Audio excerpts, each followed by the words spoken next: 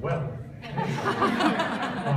I would have crawled here to get this award. It's an enormous honor for me, and I can't thank you enough. And also, you proved yourselves to be intrepid reporters, because no one has ever told that Tom Brokaw football story. I'm excited to.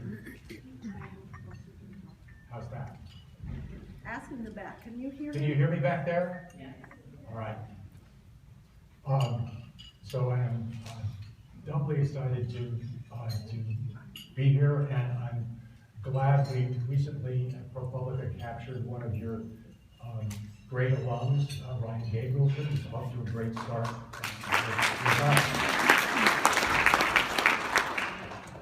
I'm going to talk very, very, very briefly at the outset, because I saw what a great inquisitor Lorraine was earlier today, and I'm sure all of you can ask great questions and take this where you want it to go, and I'll be happy to go with it wherever you want to go.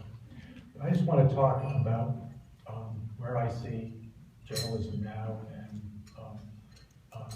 where I see it going. And I mean, it's a cliche to use the opening of A Tale of Two Cities, but I was reminded of it the other day.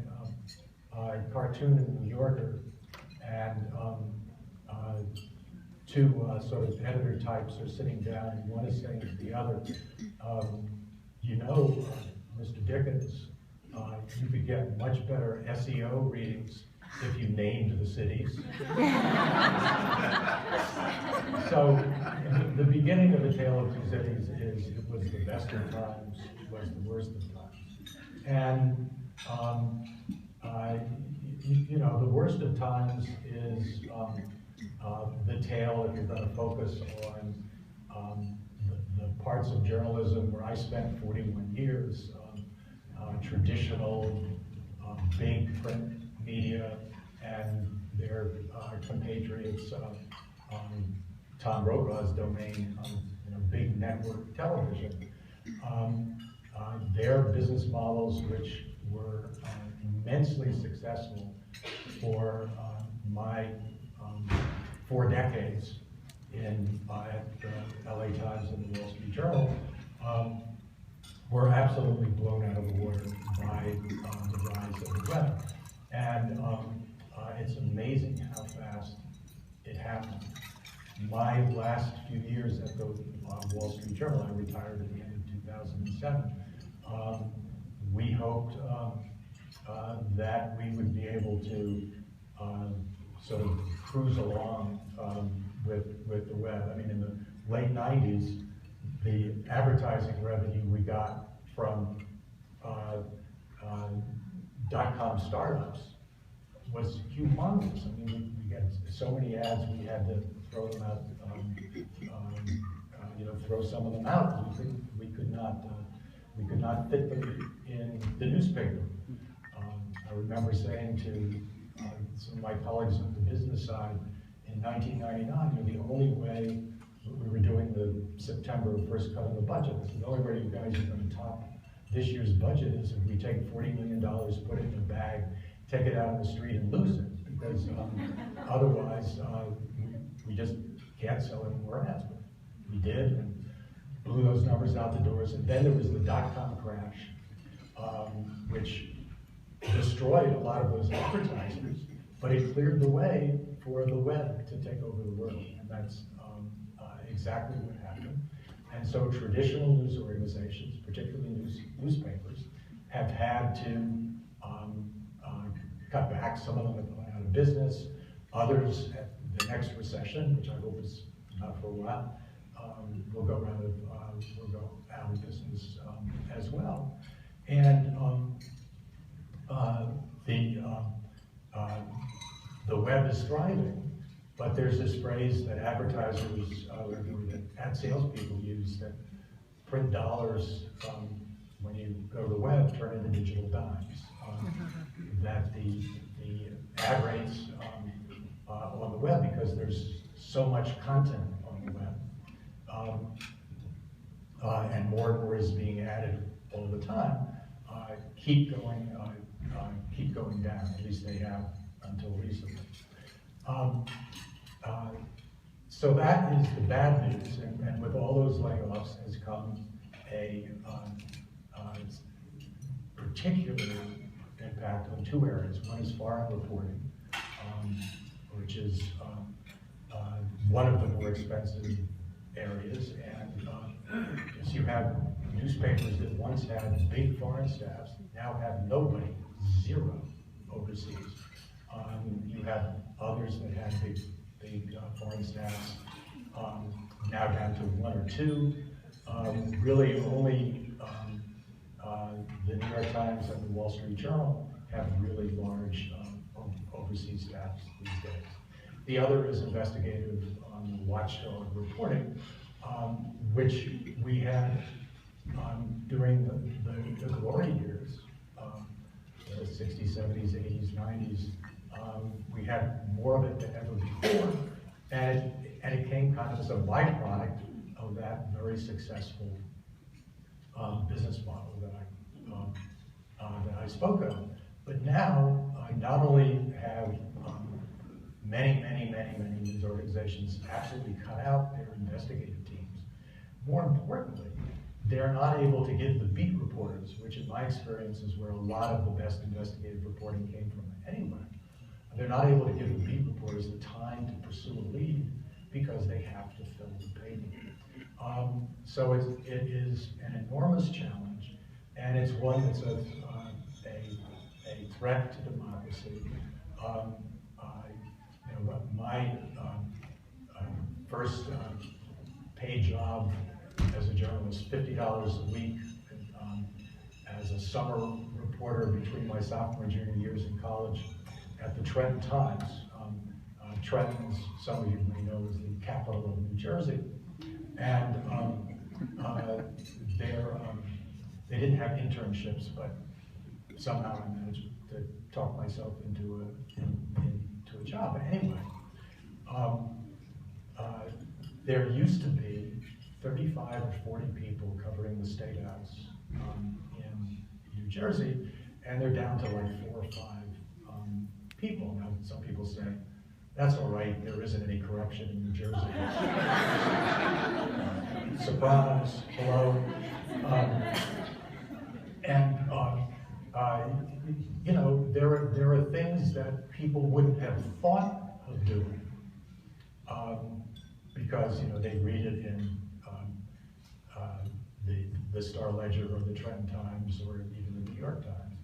Now they're thinking about doing it again, and so there is an enormous need for this kind of reporting to keep an eye on people and institutions of power that are prepared to spend more money to gain influence over the political system, gain influence over their regulators. I mean, one of my favorite stories of all time at ProPublica, we're, you know, like 6.5 years old, but we managed to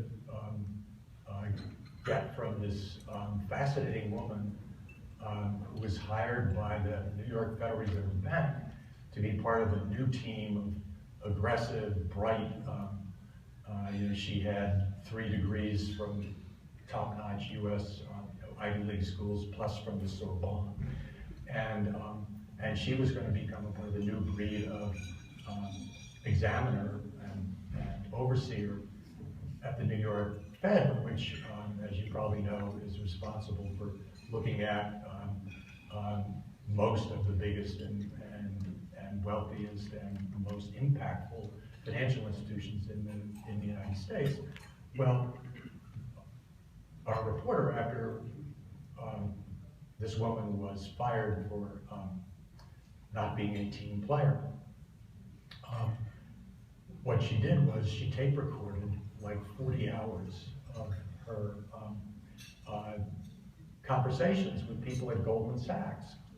And what the Fed did was to put these examiners in the offices of Goldman Sachs, the biggest, toughest investment bank in the world, with the idea that they would get to know the folks at Goldman Sachs, and the folks at Goldman Sachs would, be more forthcoming and responsive. I mean, do you have any idea how much money those people make? They're not about to take the side of the Fed examiner because they go up and down the elevator together. So anyway, you have this tape recording of Fed officials just absolutely wussing out at the talk that they might say something mean to the people at Goldman Sachs. And the issues they were debating were reasonably complicated, but once you listen to the tapes, you just can't get any other impression. I mean, one famous financial writer said, "These are the Ray Rice tapes of finance." So that kind of reporting, getting in front of the public and let the public draw its conclusions, take its actions, we need that, and we're going to get it. We're just going to get it from different paths than we got it before, and we're going to get it even though making a living in journalism is much tougher, and also it's become so much more dangerous. The latest things, the terrible murders of James Foley and Stephen Sutherland. When I was a kid, journalists kind of got a pass. If you were covering a war, people thought, who cares about the reporters? Maybe they'll tell my side of the story. But now, and I experienced it with a reporter of mine back in 2002, people have decided if you can kill a journalist on video, you can make a recruiting movie out of it. So it's challenging in so many respects. You can't do the old thing you used to be able to do of starting at a small paper and working your way up. I mean, you can start at a small paper. That's great, but you've got to to be able to zigzag your way up. You're at more risk of getting killed, but we are going to keep going. And the reason we're going to keep going is that, first of all, the technology which has destroyed the old model is creating tremendous opportunities for both finding stories and displaying them and getting them out to the public. When I started at ProPublica in 2008, I'm sure I had not heard the phrase social media. Now we've got 2 full-time people making sure the reporters remember to, every time they do a deep dive story, they do 6 to 10 tweets. We would not be where we are today if we didn't have 300,000 Twitter followers, plus people like us on Facebook and Instagram and lots of other places as well. But the most fundamental thing is I believe that human beings are hardwired to try to find information and tell stories about it. I think this goes back to the caves of the Neanderthals, and in fact, I had one of them as one of my editors at the LA Times. The ways of telling stories have changed dramatically over time. They will continue to change, but there is a fundamental desire, of human beings to find out stuff and find ways to tell it that will engage the listeners, and then the listeners and the viewers and people with the handhelds, and soon we'll have chips that are next to our brains. There is that desire to consume the story. And so I want to close with something that just electrified me in reading about the Zengers. And I was glad to see that Anna Catherine, there was a picture of her. I was worried that we were just going to see John Peter up there. But she's the one, remember, who, he's in jail, right? They have 5 kids, right? And she's the one who takes the stories into him in jail. He does some editing. She then sets the type.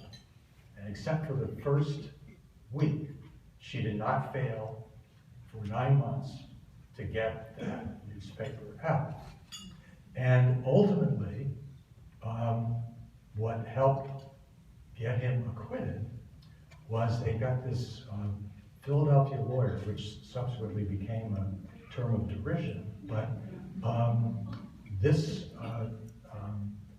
particular lawyer, Andrew Hamilton, was probably the most prominent lawyer of the day, and he took on the Zengers case, and I love it that the governor, the evil governor, is William Cosby. I mean, I think if we could get Bill Cosby to play the role, it would be fabulous.